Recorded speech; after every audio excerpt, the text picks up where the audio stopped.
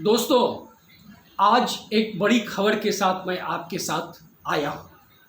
आपसे चर्चा करने आया हूँ।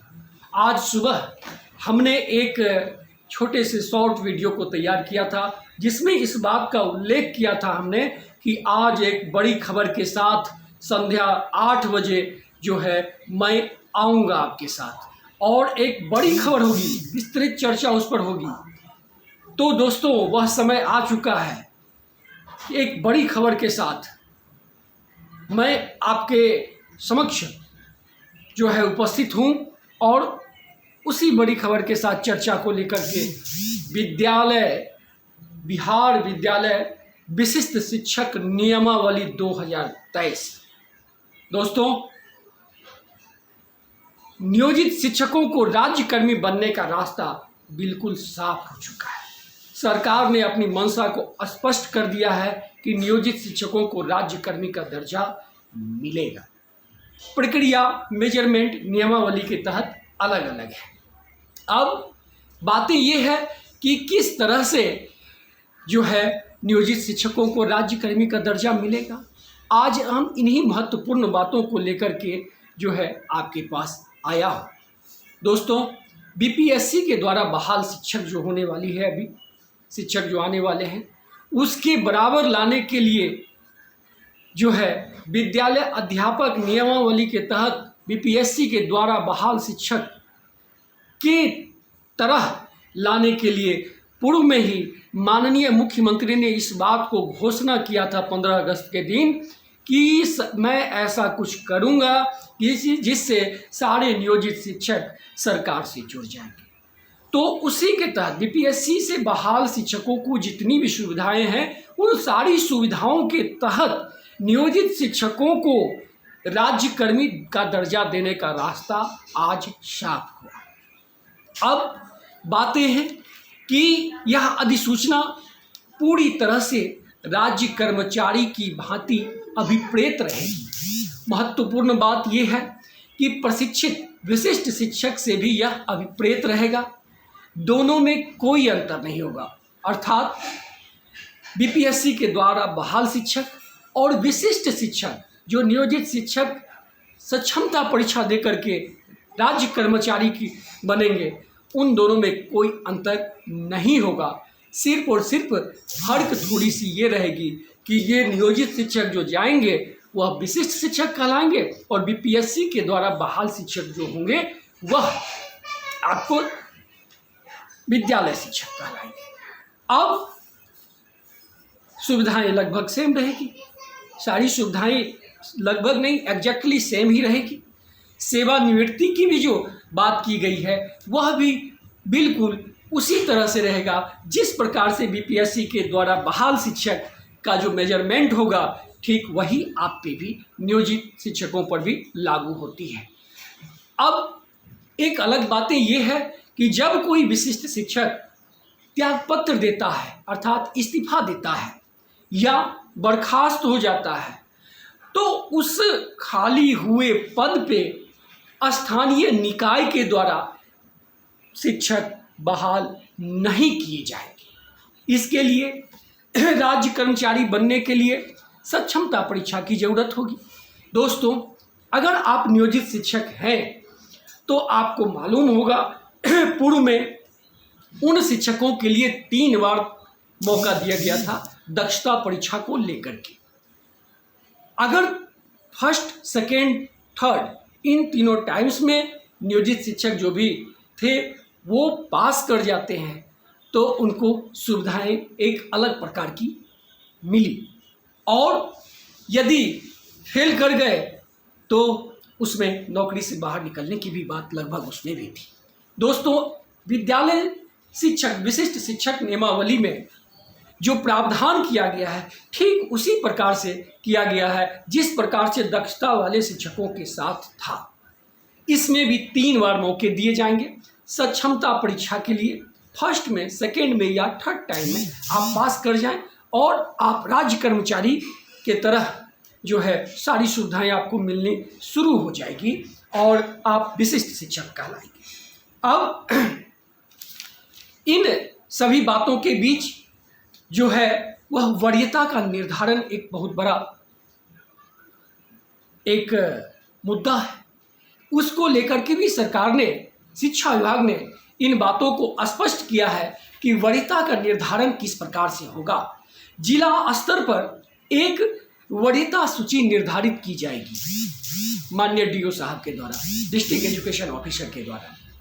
और जो शिक्षक माध्यमिक से उच्च माध्यमिक की ओर जाएंगे उनके लिए एक अलग वरीयता सूची का निर्धारण किया जाएगा। और पूर्व से ही जो इंटरमीडिएट शिक्षक हैं उनके लिए इंडक्शन 10 की जो है व्यवस्था है, जिनमें उनको लगभग जो है 44 हज़ार के आसपास जो है वह बेसिक रहेगा और उस पर से अलग जो भी सुविधाएं हैं वो आपको फायदा मिलेंगी।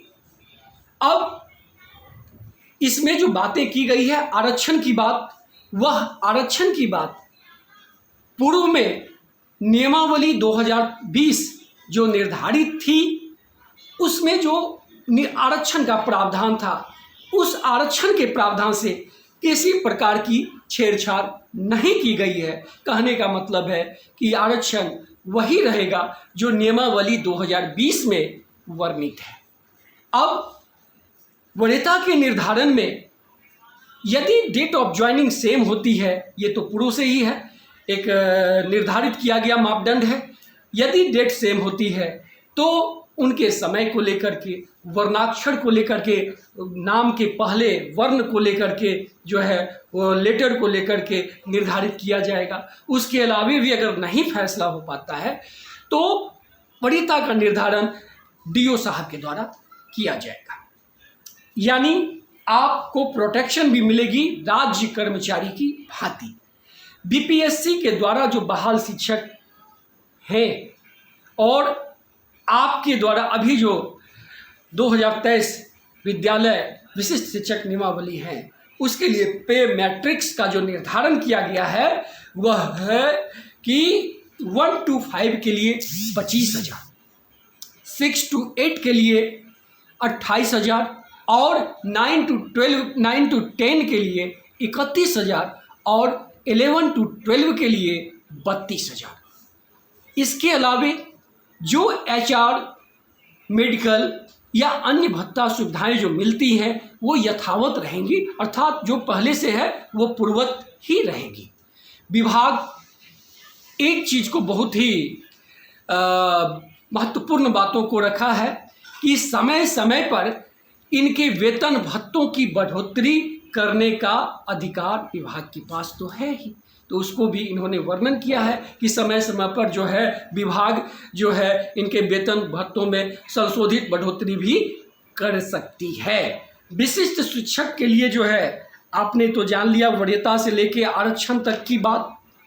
अब प्रोन्नति की बात एक बहुत महत्वपूर्ण है दोस्तों, इसको आप जरूर देखें, पूरे वीडियो को आप थोड़ा सा ध्यान देकर के देखें। मैंने कम समय में आप सबों के बीच महत्वपूर्ण बातों को रखने का प्रयास कर रहा हूं और इसके अलावे भी हम और भी डिटेल्स अगले वीडियोज में आएंगे, लेकिन थोड़ा सा धैर्य बना करके और आप देखें। मेरा दावा है कि आपको बहुत हद तक जो है मेरी बातें समझ में आएंगी और सरलता से अच्छी लगेंगी। अब मैं कर रहा था बात प्रोन्नति का, तो प्रोन्नति में जो व्यवस्था की गई है 1 to 5 जो विशिष्ट शिक्षक होंगे तो उनके लिए जो है प्रमोशन होगा, 6 to 8 में वो चले जाएंगे और 9 to 10 में जो शिक्षक हैं वो जो है कहाँ चले जाएंगे, अब वो विशिष्ट शिक्षक 11 to 12 में चले जाएंगे और 11 to 12 में जो शिक्षक पूर्व से हैं विशिष्ट शिक्षक, उनके लिए तो हमने आपको बता दिया है कि उनकी व्यवस्था एक जो है इंडक्शन के तहत उनके वेतन में खासी बढ़ोतरी की बात है। तो ये बातें हैं। और प्रधान शिक्षक की बहाली, इसके साथ मैं बता दूं, प्रधान शिक्षक की बहाली जो है यथाशीघ्र आने वाली है। अब इसके बाद सरकार का अगला एजेंडा, आप तो इस बात को जानते हैं कि हाई स्कूल इंटरमीडिएट में जो है यह प्रधानाध्यापक की बहाली हो चुकी है, तो अब प्रधान शिक्षक की बहाली बची है। प्रधान शिक्षक की बहाली भी सरकार इस नियमावली के बहुत जल्द ही जो है वह लाने वाली है। पूर्व में जो शिक्षक फॉर्म फिलअप कर चुके हैं उनकी बहाली अर्थात परीक्षा और बहाल तक लेने को लेकर के जो है सरकार बहुत जल्द एक व्यवस्था कर रही है। दोस्तों, प्रोन्नति की जो बात हमने किया है, 1 to 5 वाले 6 to 8 में चले जाएंगे, 9 to 10 वाले 12 में चले जाएंगे, 12 वाले की एक व्यवस्था जो है उनकी भी व्यवस्था वेतन बढ़ोतरी वेतन को लेकर के है। तो ये सब में एक कंडीशन है कि 8 वर्ष का कार्यानुभव आपको होना चाहिए। दोस्तों, यह एक बहुत महत्वपूर्ण बातें हैं। बीपीएससी से जो टीचर्स बहाल होंगे वो फ्रेशर जो होंगे उनके लिए डेट ऑफ ज्वाइनिंग न्यू होगी, और आप नियोजित टीचर यदि हैं और आपके पूर्व के जितने साल के अनुभव हैं, सरकार ने आपकी वरीयता को बचाने का काम किया है। इसलिए आने वाले समय में आपको हेडमास्टर की बहाली से लेकर के और अन्य वेतन भत्ते सुविधाएं में भी आपको बढ़ोतरी होगी। सरकार को बारे में हमने कहा था कि सरकार ने जातीय गणना किया है। एक पहला उसका ये जो ट्रम्प कार्ड था, दूसरा ट्रम्प कार्ड आप पे खेल चुकी है। यह कार्ड कितना सफल होता है आने वाले समय में दिखेगा।